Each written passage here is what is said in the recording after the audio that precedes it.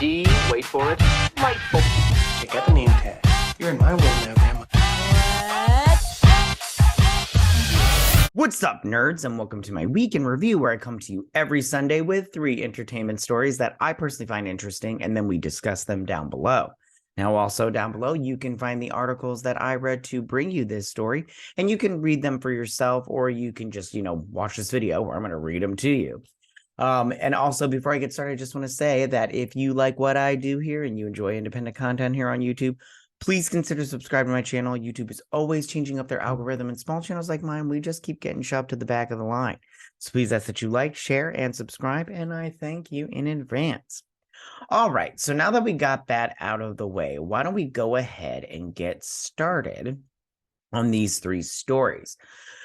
So for my first story this week, okay, you guys, so The Flash is coming out, and it looks like they've chosen they're chosen a director for Batman Brave and the Bold for the DCU, James Gunn's DCU, and it looks like it's going to be Andy Muschietti.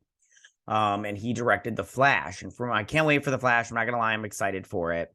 It looks like a good movie to me, and from what I've been seeing online from reviews, is that we haven't seen most of the movie. They haven't showed it, in trailers and stuff. So I'm excited. Okay, so this article comes from the Illuminati. I like this website. And it says Andy Muschietti tapped to direct the Brave and the Bold third DCU Director Discovered. And that goes after James Gunn and then James Mangold, if, he does his Swamp Thing movie, which I hope he does. I love Swamp Thing. Okay. It looks like Andy Muschietti, the man behind The Flash, will be behind the Brave and the Bold. Okay, so it says, here's a picture of Batman, Michael Keaton's Batman. Very cool. So it says, Andy Muschietti is here to assist James Gunn in spoiling DC fans, especially those quite fond of a certain caped crusader. And it says, now it looks like the maestro behind it and the upcoming film, The Flash, will be behind The Brave and the Bold. Not too long ago, Andy Muschietti hinted that he may be directing The Brave and the Bold, DCU's official introduction to Batman and Robin, Damian Wayne to be specific. Now our friends over at One Take News have revealed that it to be the case. Andy Muschietti must have been in conversations. So,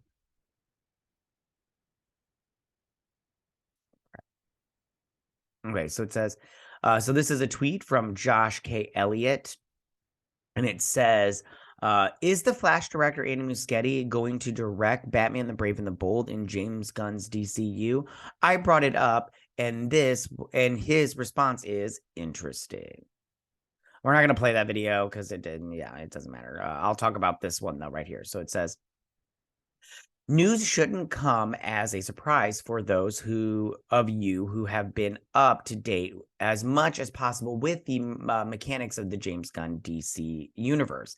In addition to Muschietti teasing his involvement in The Brave and the Bold, Gunn has expressed interest in working with him on another project. Andy Muschietti's reputation precedes him.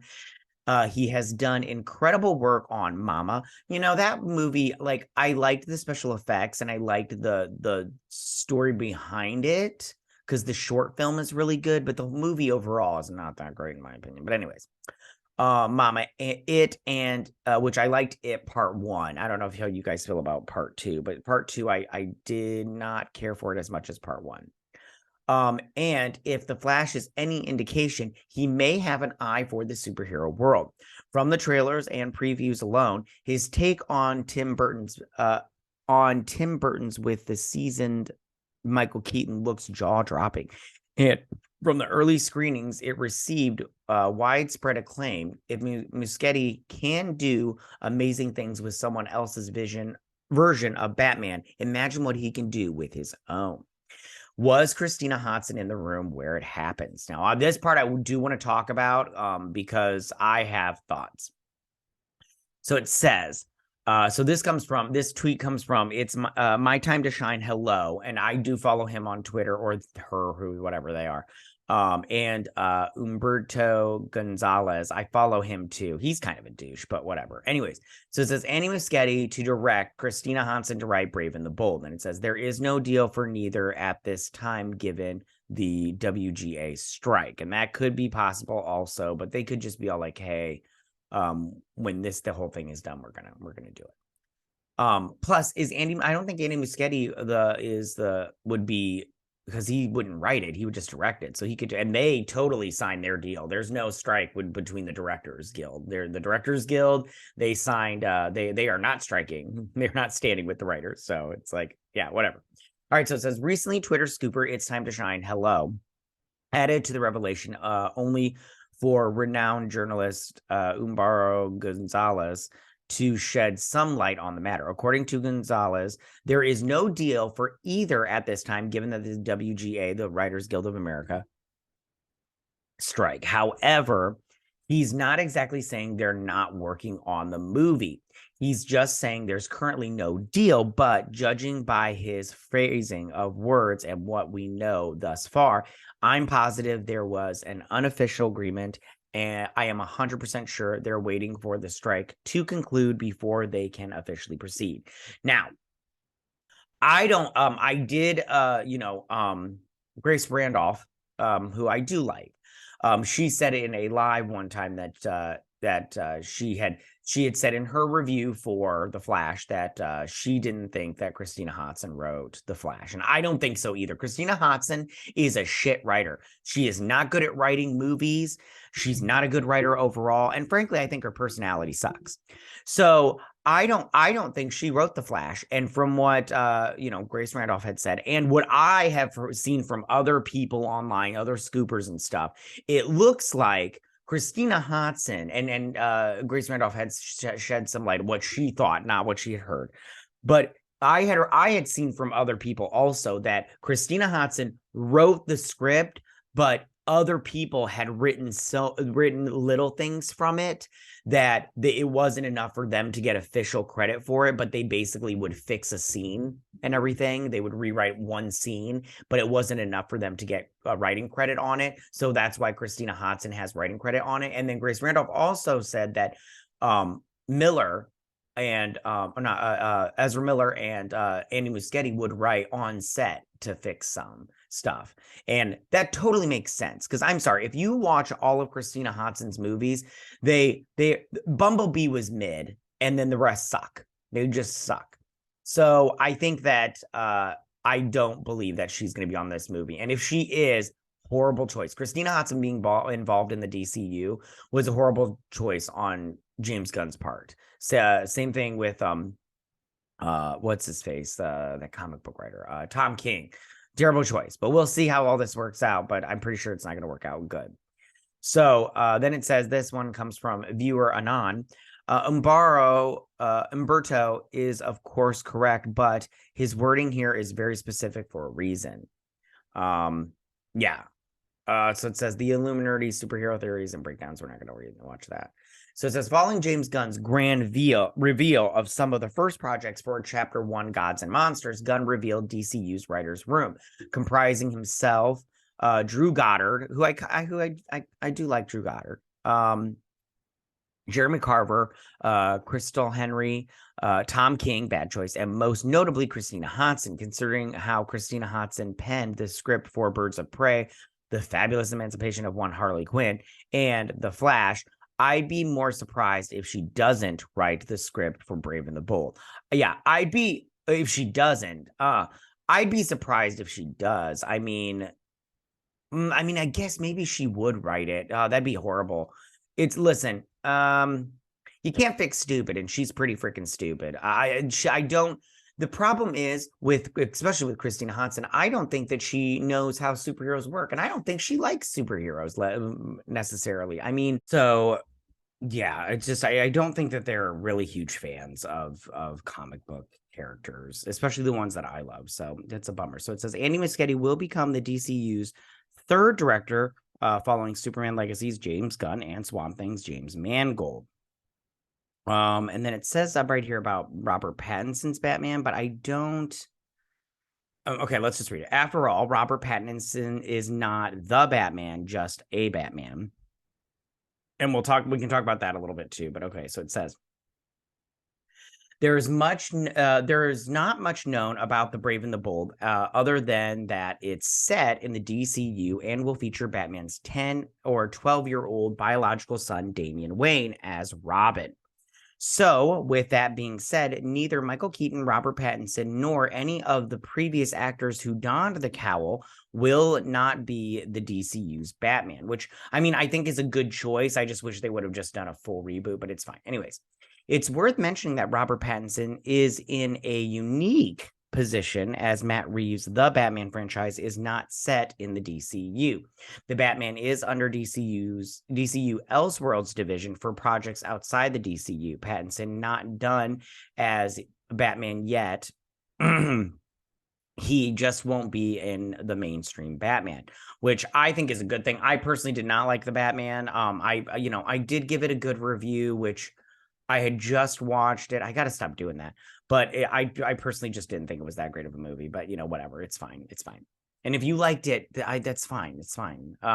Also, for those of you who want Aidan Gallagher to portray Damian Wayne, it's not happening. Gallagher is a 12-year-old Caucasian man. Stop it.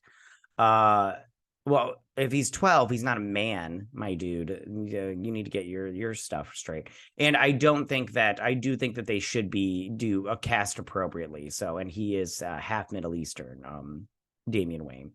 Would you like to say, okay, yeah, they should cast a race appropriate Damian Wayne. So he has to be half and half white, half Middle Eastern. But I think, okay, first off, Andy Muschietti. I haven't seen The Flash yet as of filming this, so I can't give you any of my thoughts on that, except for I have liked what I've seen from the trailers. I do know what happens from the plot leaks, but it sounds like a couple of things have changed. But like I said before about Christina Hodson, Andy Muschietti, so far, I mean, like, I really liked It Chapter 1, and It Chapter 2 wasn't bad. It just wasn't like, as I'm trying to look for the right word. I'll say thrilling as the first one. Like that first movie, I was like, oh my goodness, this is like so good. And I'm like, it's somewhat terrifying. But that second movie, I was just like, and I know I'm giving a review right now, but I kind of felt bad for Pennywise at the end because he was all like, boop, boop, and everything. And I'm all like, if you have a bad clown alien thing, you don't want to, well, I was an alien, but you don't want to like, have me sympathize with it. So yeah, but and then like I said about Mama, I think the short movie was better than the actual full-on movie. Maybe it was just too much story there. And then The Flash, we'll see how it goes, but I am excited for The Flash, and we'll see how Andy Muschietti does with that directing wise. Christina Hodson should not be writing any more movies. She should just be shunned completely. All right, so that is my first story of the week. Sorry. So for my second story this week, you guys, this week on Monday, from what I understand, or maybe it was last week it happened, but Monday everybody found out, Mr. Buzz Lightyear, was fired. Let's check this out. So it says, this is from Deadline, my favorite. It says, Lightyear director and producer among Disney Pixar layoffs. And if you guys didn't hear, they laid off 7,000 people.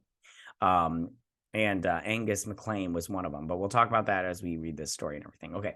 Among the layoffs that took place at the Walt Disney Company were job cuts at Pixar that included the director and producer of Lightyear. Deadline has confirmed. Director Angus McLean, a 26-year animator who was part of the senior creative team in animated films like Coco, loved that movie, Incredibles 2, loved it, Toy Story 4, not so much, was cut from the studio in late May, which was part of the 7,000 layoffs Disney had planned.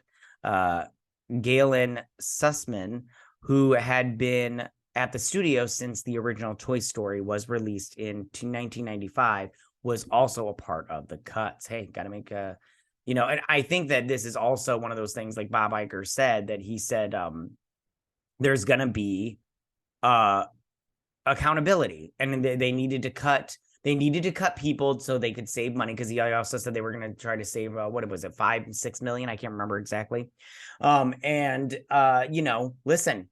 they put out a crappy movie, and so therefore, attention must be paid. There was a total of 75 jobs that were made redundant on May 23rd. Reuters first reported. It's worth noting that cuts at the animation studio are rare, and the last time it happened was in 2013 when The Good Dinosaur was delayed. At the time, 5% of Pixar's 1,200 workforce was cut, including director Bob Peterson. I remember that. And Good Dinosaur is a good movie. All right, let me just... McLean and Sussman exits were part of the creative team of Lightyear, the Toy Story, and Angus McLean, he was like known as Mr. Buzz Lightyear, or Mr. Lightyear. Like anytime you wanted to know, he like knew the whole history of Buzz Lightyear, and he knew everything about Buzz Lightyear except for how to make a good movie. The Toy Story spinoff film based on the astronaut that inspired the Buzz Lightyear toy. The film recruited Chris Evans to voice the titular character. Lightyear underwhelmed at the box office, making $226.7 million worldwide on a report of $200 million budget. The animated movie was plagued by multiple controversies, including Tim Allen, who voices Buzz Lightyear in Toy Story, which I think was a horrible decision, and the depiction of a same-sex couple that made countries in the Middle East and Asia turn away from exhibiting the film.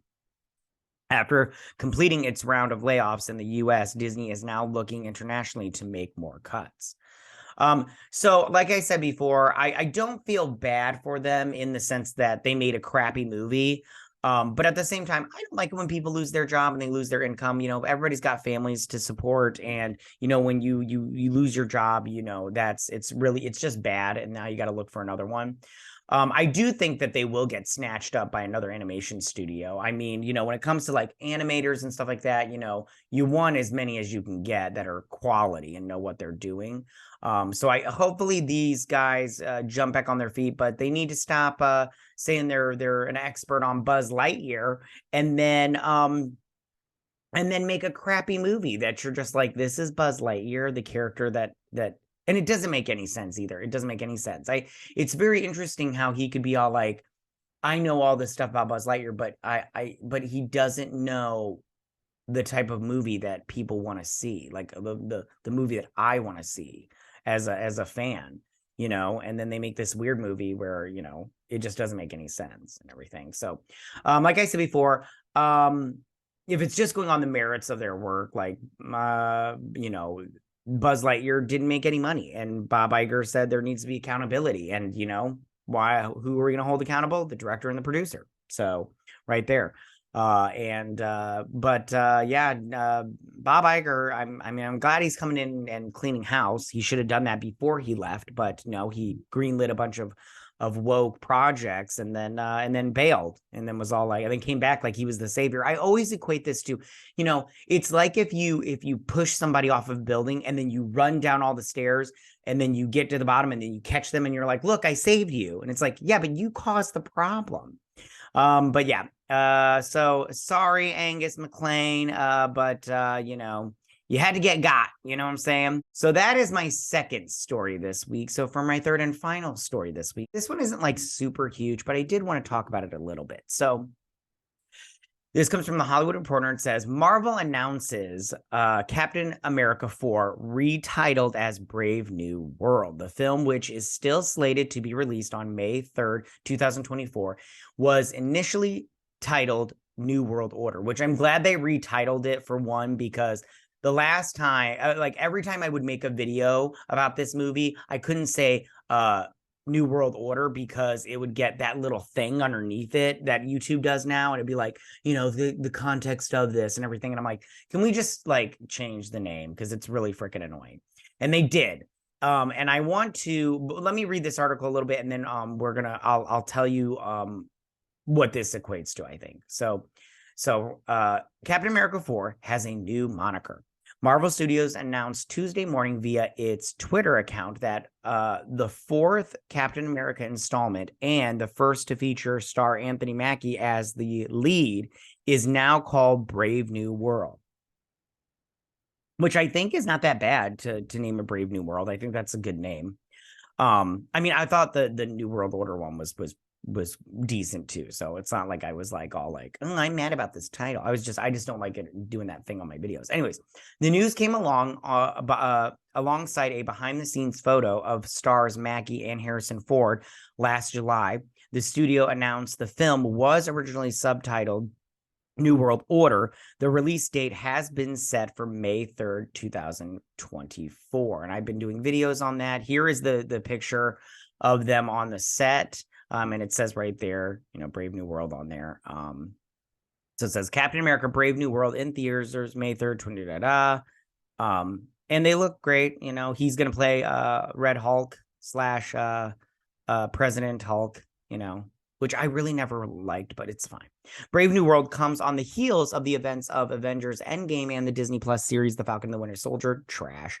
The former saw Chris Evans, Steve Rogers pass the Captain America shield on to Mackie Sam Wilson, who had been serving as Hero Falcon since Captain America the Winter Soldier, which released in 2014.